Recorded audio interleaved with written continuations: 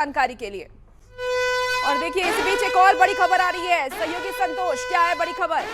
और इस वक्त की एक और बड़ी खबर, अनंत सिंह मोकामा से जीत चुके हैं। बड़ी खबर इस समय आपकी टेलीविजन स्क्रीन पर, अनंत सिंह मोकामा से जीत चुके हैं। मोकामा जो सबसे हॉट सीट थी और वहां से अनंत सिंह ने विजय हासिल कर ली है। अनंत सिंह की बड़ी जीत मोकामा से। इस वक्त की बड़ी खबर आपकी टेलीविजन स्क्रीन पर, अनंत सिंह जो कि फिलहाल जेल में है, लेकिन मोकामा में क्या कुछ नहीं हुआ और आखिरकार अनंत सिंह ने वहां से बड़ी जीत दर्ज की है। मोकामा से यह बड़ी खबर, जेडीयू के लिए सुखद खबर।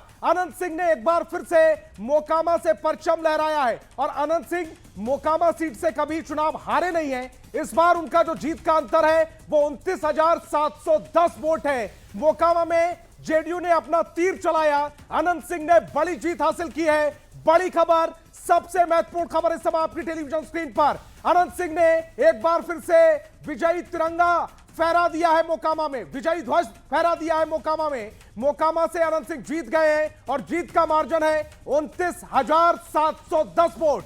अनंत सिंह ने 29,710 वोटों से मोकामा से जीत दर्ज की है। जेडीयू के हिस्से में एक सीट डिक्लेयर हो चुकी है। बड़ी खबर, आरजेडी की बीड़ा देवी वो हार चुकी है। सूरज भान की पत्नी है बीड़ा देवी और यह बाहुबली वर्सेस बाहुबली का मुकाबला था। दो बाहुबली के मुकाबले में एक बाहुबली यानी कि अनंत सिंह ने यहां पर परचम फहराया। 29,710 वोटों से अनंत सिंह ने जीत दर्ज की है मोकामा से। यह बड़ी खबर और सीधा रुख करेंगे अपनी सहयोगी का।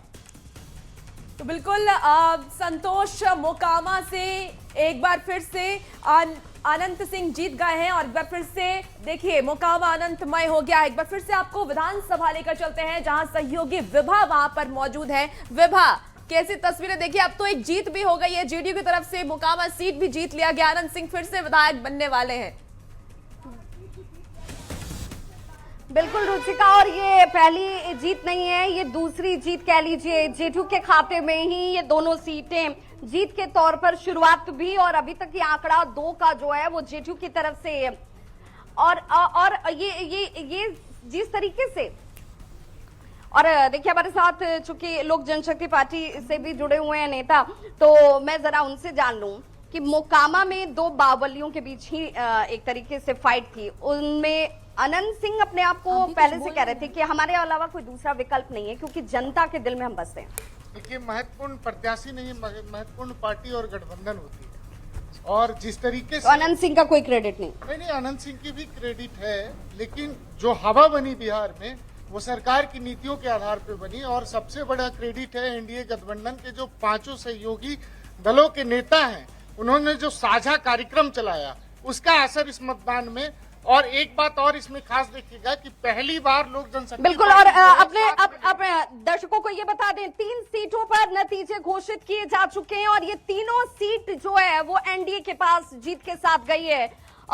सीधे तौर पर अब देखिए जो आंकड़ा है वो अब धीरे धीरे बढ़ता हुआ, और अब नतीजे जो है वो परिणामों के तौर पर आ रहे हैं। अब 4 सीटों पर परिणाम घोषित हो चुके हैं और ये चारों सीट जो है वो एनडीए के पास जा रहे हैं।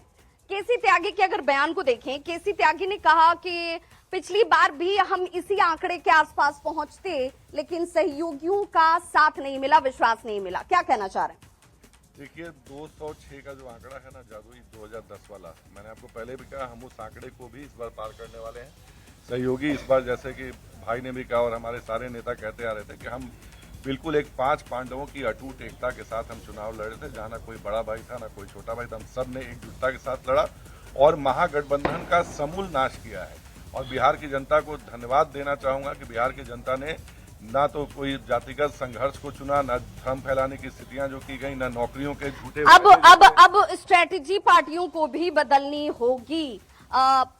केसी त्यागी के बयान पर मैं इसलिए बार बार कोट कर रही हूं क्योंकि केसी त्यागी क्या कहना चाह रहे हैं कि ये जो पिछली बार आंकड़े आए थे वो किसकी वजह से कम हो गए, और अभी जो मैसेज गया जनता के बीच कि भाई हम इंटैक्ट हैं इसलिए ये आंकड़े हैं।